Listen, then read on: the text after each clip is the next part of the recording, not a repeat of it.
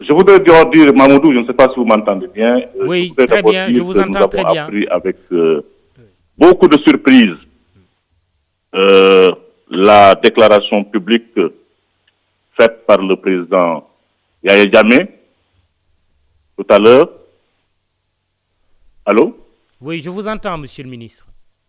Je disais que nous avons appris avec beaucoup de surprises la déclaration publique faite tout à l'heure par le président Yahya Jammeh, qui remet en cause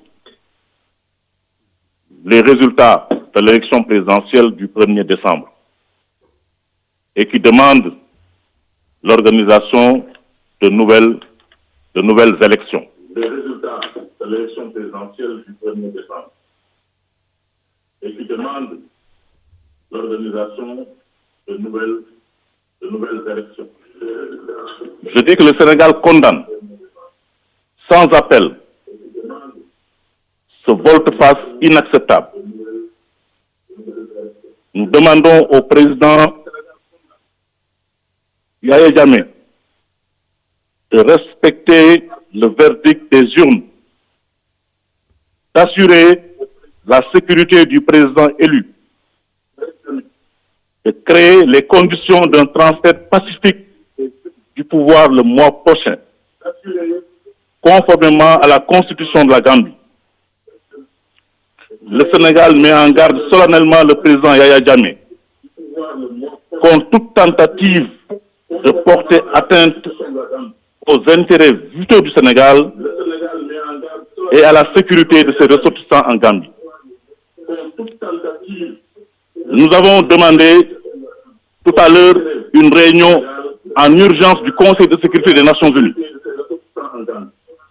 Nous invitons la CEDEAO, nous invitons l'organisation de l'Union africaine à se saisir immédiatement de la question. Le Conseil de sécurité va se réunir pour se prononcer sur la situation en Gambie. Ce qui se passe est inacceptable. Et le Sénégal met encore une fois en garde le président Yahya Jammeh et son gouvernement contre toute atteinte à la sécurité des ressortissants sénégalais. Le président Jammeh a interdit l'atterrissage de l'avion de la présidente en exercice de la CEDEAO, qui devait se rendre demain en mission en Gambie pour échanger avec lui et échanger avec le président élu. C'est une décision extrêmement grave. Nous insistons, la sécurité du président démocratiquement élu par le peuple gambien doit être assurée par le président Yahya Jammeh et son gouvernement. Voilà ce que je voulais dire. Nous avons sorti une déclaration écrite qui sera mise incessamment à la disposition de la presse. Je vous remercie. Oui, monsieur le ministre, est-ce que mën nga ko bamtu ci wolof? Voilà ce que je voulais dire. Nous avons sorti une déclaration écrite qui sera mise incessamment à la disposition Monsieur le ministre. Je vous remercie.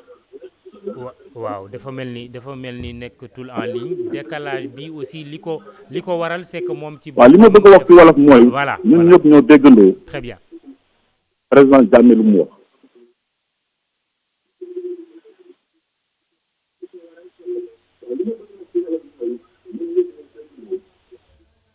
te président Jammeh mais comme ñu génn moom ci boppam woo na président Barrow félicité ko waxtaan ak moom ñu dana créer toutes les conditions pour que constitution gambienne du mu santaane ñu def ko loolu àdduna bi yëpp rafetlu xamuñ nag lan moo ko pousse ci tey jii mu dem télévision def déclaration ni reconnaître résultat yi et que il faut que ñu organiser élection yu bees et que moom demul fenn Sénégal mi ngi condamné loolu communauté internationale mi ngi koy condamné et demandé nañu conseil de sécurité des Nations Unies nous réunir rapidement ce soir même pour se prononcer sur la question. Nous avons demandé au président Yahya Jammeh de assurer la sécurité président Barrow.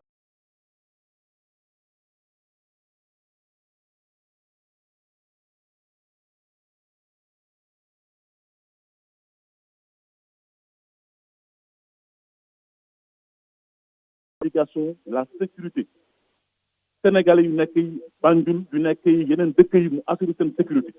Et que le Sénégal du nangu ñuy attaquer ces ressortissants yi nga xam ni sont en Gambie et qui n'ont rien à voir avec la situation politique en Gambie loolu laa bëggoon wax ci turu gouvernement Sénégal génne nañ benn bataaxal bi nga xam ni ñoo ngi koy envoyé à toute la presse ñoo ngi en contact avec tous nos partenaires internationaux waxtaan noog tous les membres permanents du conseil de sécurité tout à l'heure demandé nañu ak suñu ambassadeur Codé Seck bu nekk New York mu demandé que Espagne bi nga xam ne mooy président du conseil de sécurité convoque immédiatement le conseil de sécurité donc situation bu grave la te kooku kenn du ko nangu c'est une remise en cause de la démocratie du ñu ko nangu loolu laa bëggoon wax ci turu gouvernement Sénégal maa ngi leen di gërëm di leen ko.